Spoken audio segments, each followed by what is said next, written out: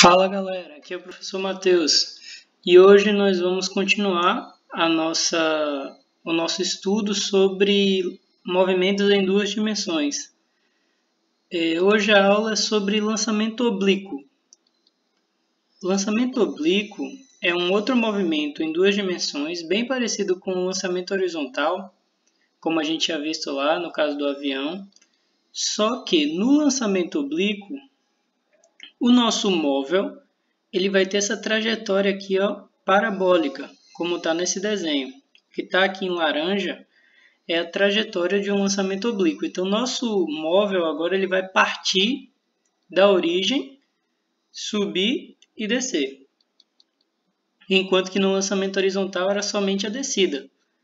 Lembra lá, o lançamento horizontal é só esse final da trajetória. A diferença entre o lançamento horizontal e oblíquo, então, é que no oblíquo ele parte do chão, sobe e desce, enquanto que no horizontal ele somente desce, de uma certa altura.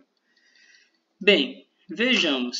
Imagina que o exemplo de um rapaz chutando essa bola, se ele está na Terra, ou em algum planeta, né, ele vai ter aqui uma aceleração da gravidade atuando sobre esse movimento. Só que essa aceleração da gravidade ela atua na vertical, para baixo.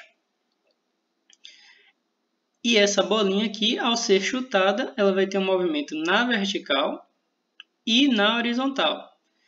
As grandezas mais importantes desse tipo de lançamento é a altura máxima, como vocês podem ver aqui, ó, o alcance e o tempo de subida, assim como o tempo de descida. Esse ponto aqui, ó, o mais alto possível, é a nossa altura máxima. Percebam que essa trajetória é uma parábola. Então, no lançamento oblíquo, sua trajetória será uma parábola. Bora continuar então. Sim, lembrem que a gente vai representar a altura máxima como h, máximo, e alcance, sempre que eu me referir a alcance, é esse alcance na horizontal. Essa distância entre o ponto inicial e onde ele pousa. A gente vai representar por AX. Percebam que o alcance é uma grandeza horizontal e a altura máxima é uma grandeza vertical, né? Pronto. Então, TS é o nosso tempo de subida e o TD é o nosso tempo de descida. No vácuo, gente, o tempo de subida é igual ao tempo de descida. Só que quando a gente tem resistência do ar, esses tempos vão ser diferentes. A gente tem que prestar bastante atenção que o movimento horizontal ele é totalmente independente do movimento vertical. Então, essa bola aqui ela realizou dois movimentos, um movimento na vertical e um movimento na horizontal. A gente vê a mistura desses dois fazendo essa trajetória parabólica. Então, bora pensar que eu dar um zoom no pé desse rapaz um pouquinho antes dele chutar a bola. Então, logo quando o pé do rapaz atinge a bola, ela tem uma velocidade aqui, ó. Essa velocidade ela tem uma componente na vertical quanto uma componente na horizontal, porque como a gente pode ver, é um vetor na diagonal. Essa velocidade é um vetor na diagonal. Se ela está apontando aqui para nordeste, como nesse exemplo, ela tem uma componente norte e uma componente leste.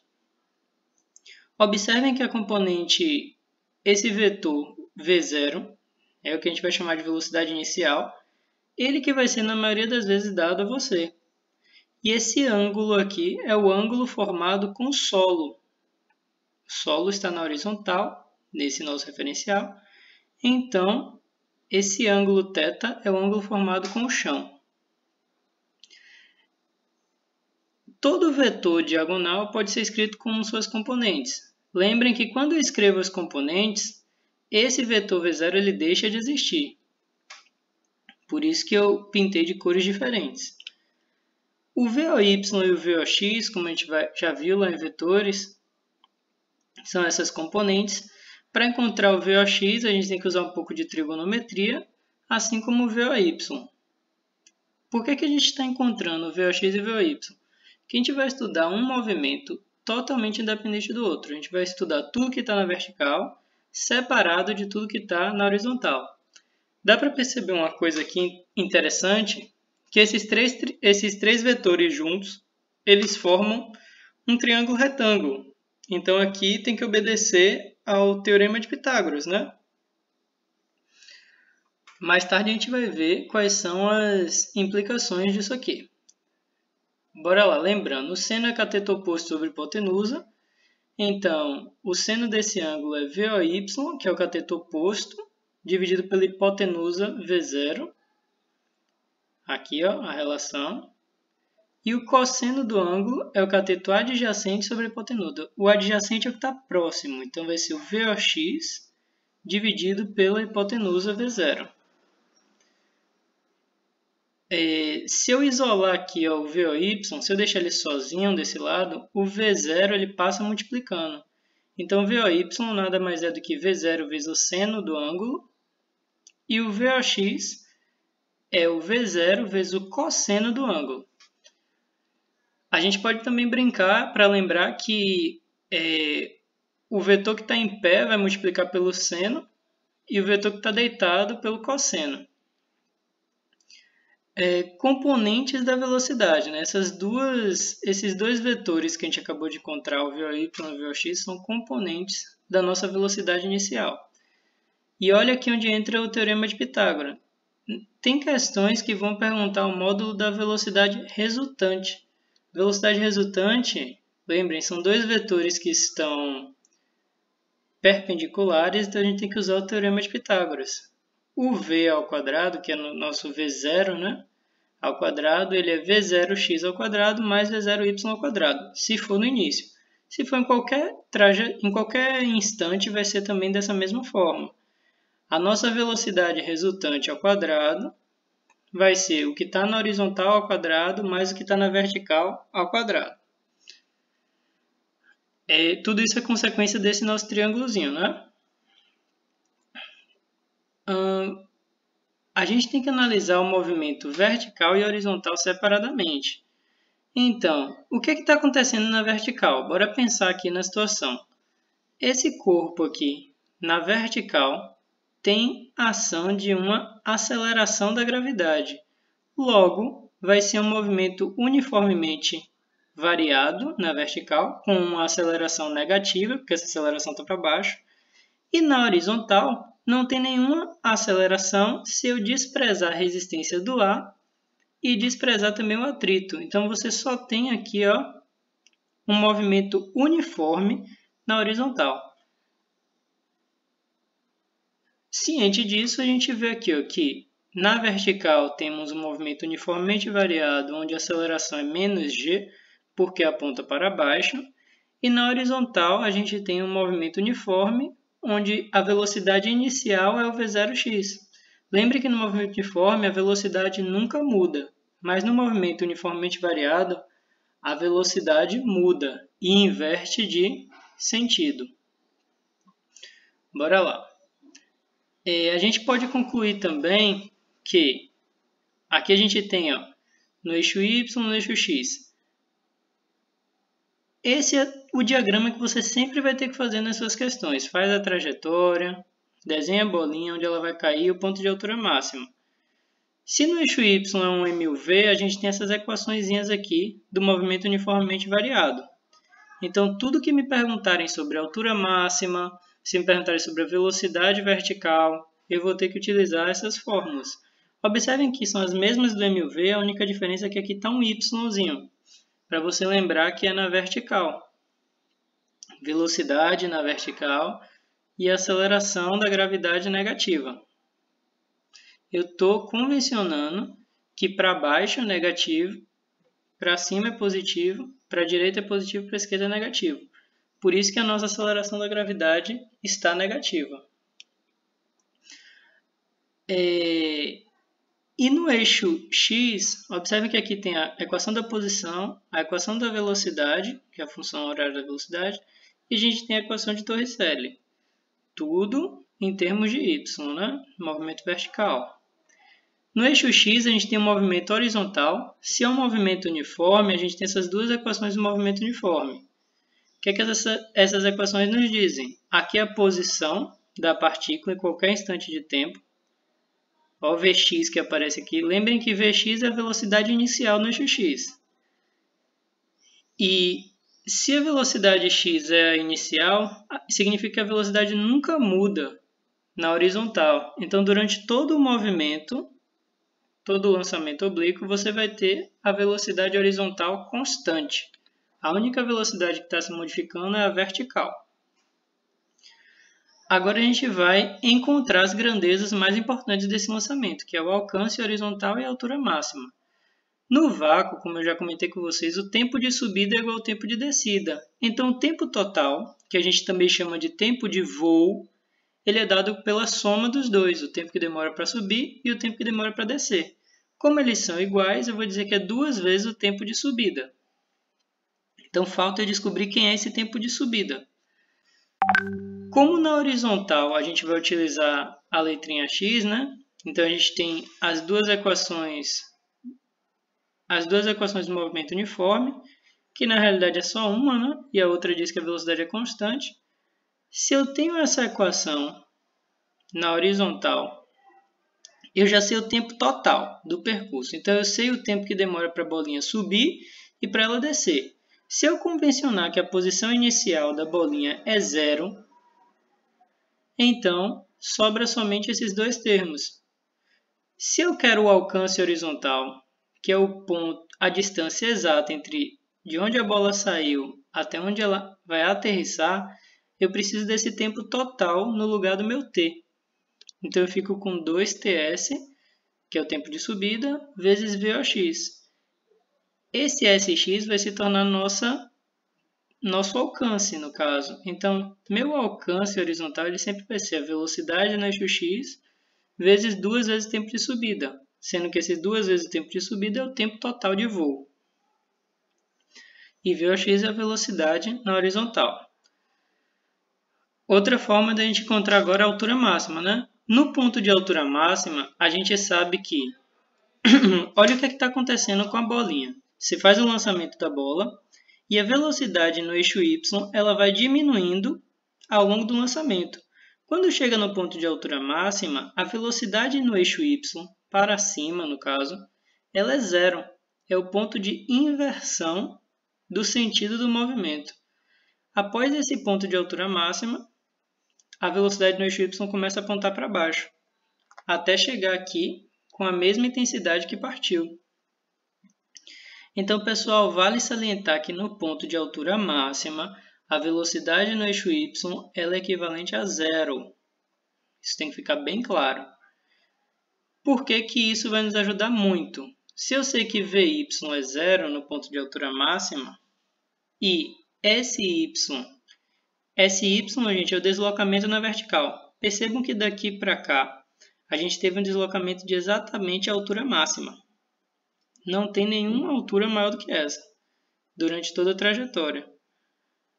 A gente sabe também que a velocidade lá em cima é 0, na vertical, e essa é a equação da velocidade no movimento vertical, onde tem Vy, eu boto 0, e eu quero descobrir aqui o t. Por que o t? O tempo que demora para chegar na altura máxima é exatamente o tempo de subida. Descobrindo o tempo de subida, já descobri meu alcance. Então, pegando esse termo que está negativo, passando para o outro lado, ele fica positivo e o g passa dividindo. Então, nosso tempo de subida é a velocidade inicial no eixo y dividido pela aceleração da gravidade. Então, gente, acabei de descobrir o tempo de subida. Na altura máxima, a gente sabe também que o deslocamento no eixo y foi exatamente a altura máxima. E eu sei também que lá a velocidade no eixo y é 0. Então, você pega aqui a equação de Torricelli, onde tem Vy eu vou botar 0, porque é na altura máxima. Vy continua. Aqui continua a Torricelli com a aceleração da gravidade negativa. E o ΔSy, que é o deslocamento no eixo y, vai virar a altura máxima. Pegando esse termo e passando para o primeiro membro, fica positivo, 2gh máximo, e o 2g passa dividindo.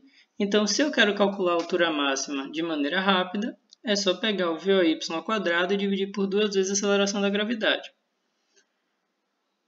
Então, agora a gente já sabe encontrar a altura máxima, o tempo de subida e o alcance.